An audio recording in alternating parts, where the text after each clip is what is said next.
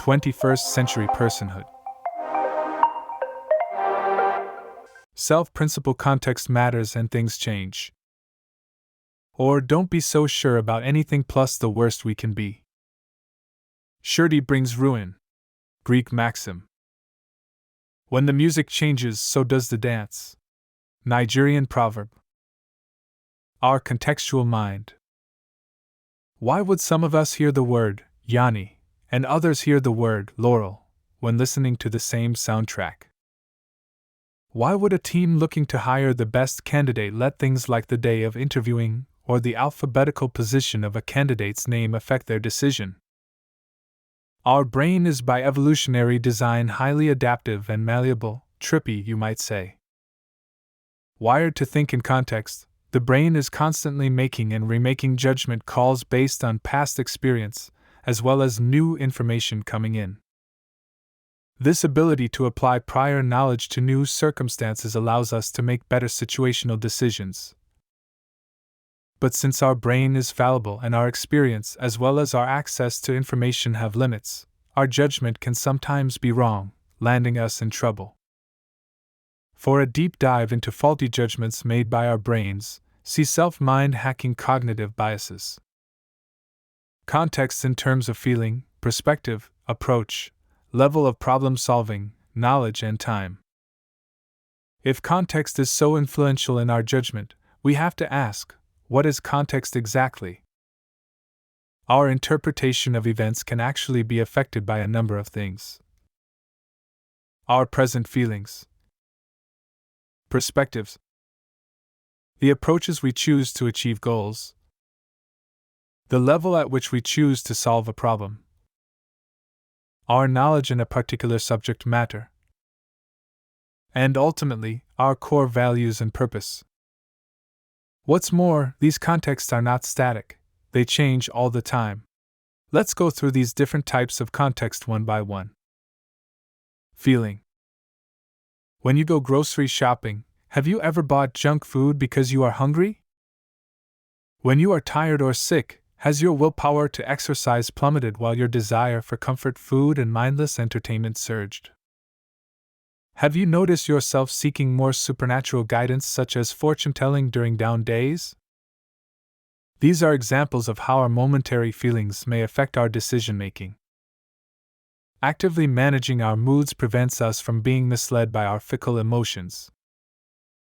For example, I try to make sure that my stomach is full before going grocery shopping. When I have low energy or feeling down, I opt for doing simple or less urgent tasks, which saves me from doing complex or important tasks poorly or succumbing to the temptation of slacking, and allows me to make incremental progress while waiting for better times to come. Perspective. Shakespeare says in Hamlet, "There is nothing either good or bad, but thinking makes it so."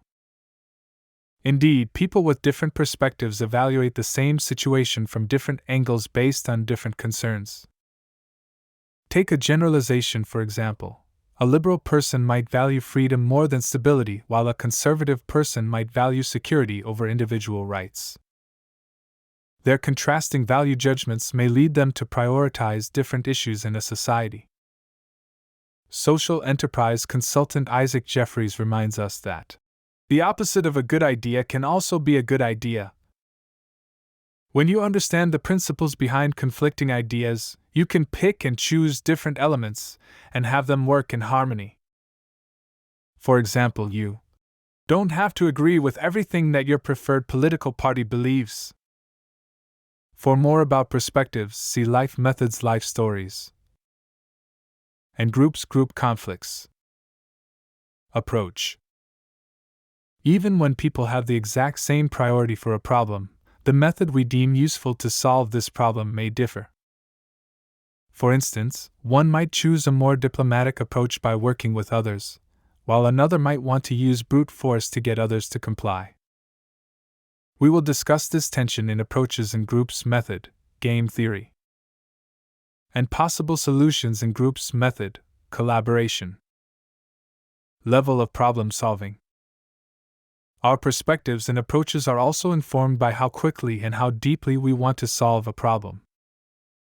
If you are hungry but you have very little time for lunch, you might go for a quick fix, grabbing whatever is convenient nearby. If you are trying to improve your health in general, on the other hand, you might spend more time figuring out what kind of diet is the healthiest for your specific body type. In advertising, they say that if you want something quick and cheap, you can have it good. If you want something quick and good, you can have it cheap. And if you want something cheap and good, you can have it quick. This demonstrates that there is a trade-off relationship between speed, depth, and cost in problem solving. Furthermore, the higher the level you try to solve a problem, the more abstract the solution would be. Using the same example as before, the answer to grabbing something quick to eat for lunch is very tangible and simple: a sandwich, bento, or falafel. The answer to a healthy diet, by comparison, is more abstract and complex. You need to learn about nutrition, calories, how the body uses energy, etc., in order to tailor-make a diet for yourself. The higher level of abstraction you go, the further you are from fixing the problem quickly and simply, but the more fundamentally you'll potentially solve that problem. See World Method, Long-Term Systems Thinking.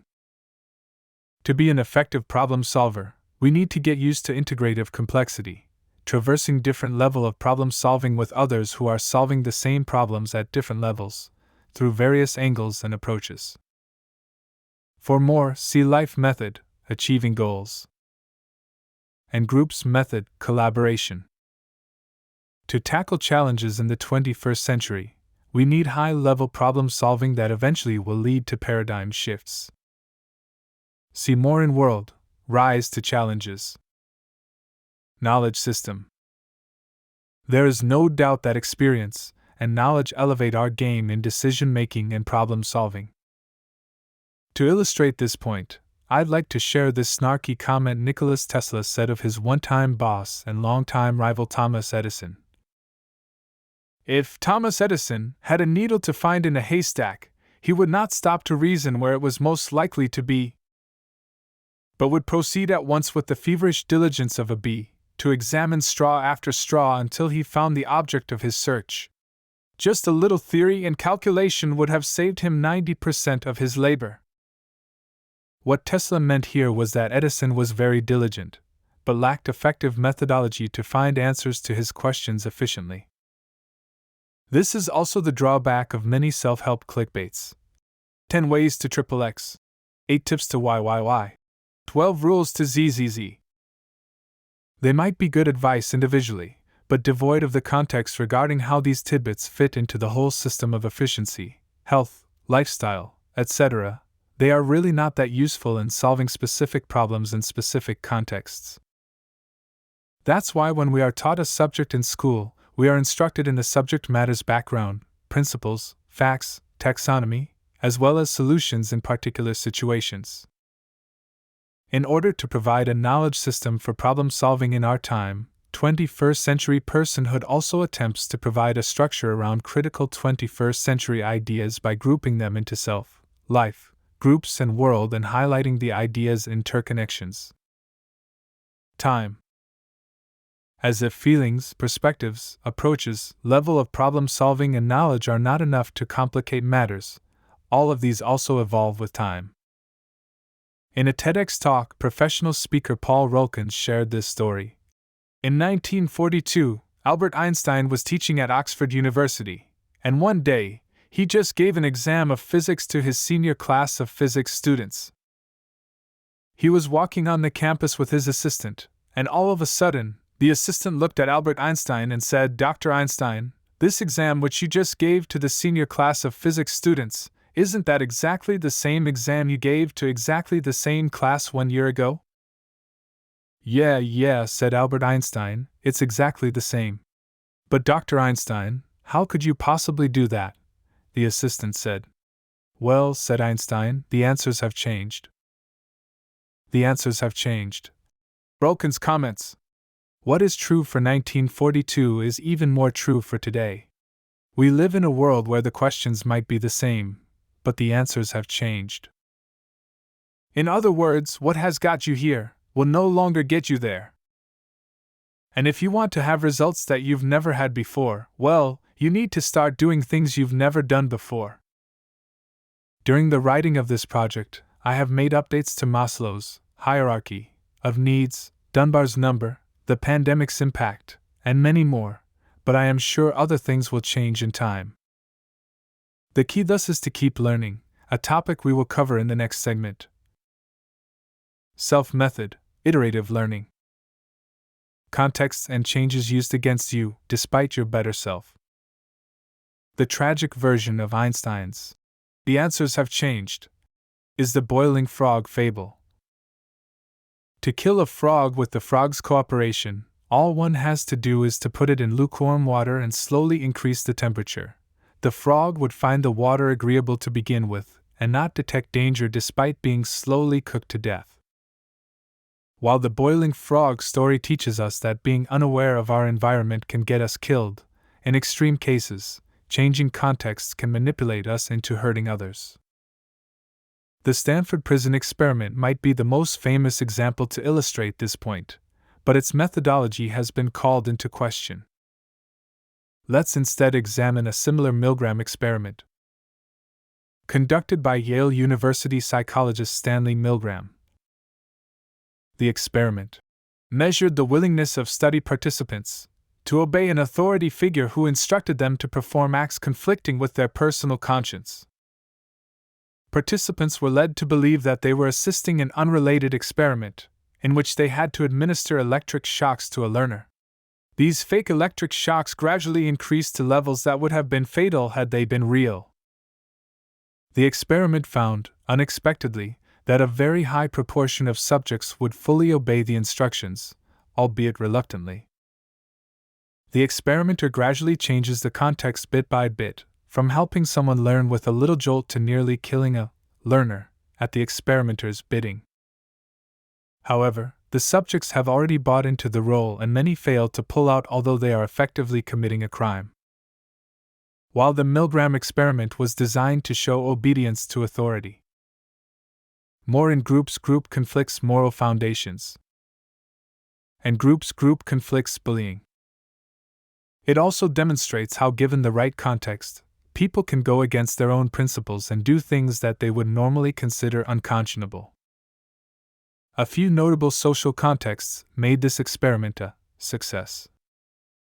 First, obedience was the highest when the person giving the orders was nearby and was perceived as an authority figure, especially when they are from a prestigious institution. Compliance is also high when the victim is depersonalized or placed in a distance, or if the experiment subjects don't see anyone else disobeying. You may say, "I'd never be the person who tortures other people, no matter what situation I find myself in." Well, perhaps so, but you may not be so confident after you factor in our empathy gap, which shows that we are bad at estimating our judgment and reaction to situations until we are experiencing them. As journalist Shankar Vedantam puts it, the people we are now can be very different from the people we might become, to the point that we can become strangers to ourselves. Using America's Abu Ghraib trials as an example, psychologist Philip Zimbardo reflects on the origins of evil. The power is in the system. The system creates the situation that corrupts the individuals, and the system is the legal, political, economic, cultural background. If you want to change a person, change the situation. And to change it, you've got to know where the power is in the system. It's a dynamic interplay. What do the people bring into the situation? What does the situation bring out of them? And what is the system that creates and maintains that situation? Q&A. Question: Are you proposing moral relativism? Answer: Actually, quite the opposite.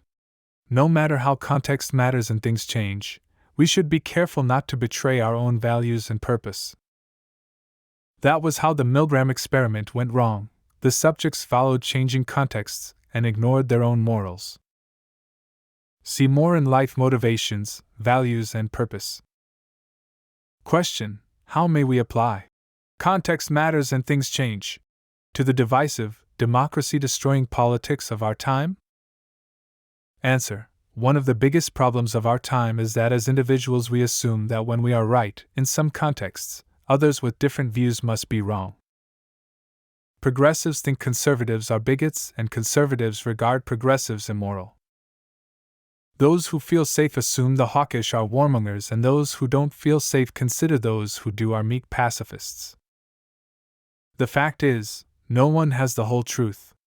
The solution is not binary, yes or no, true or false, my side or your side.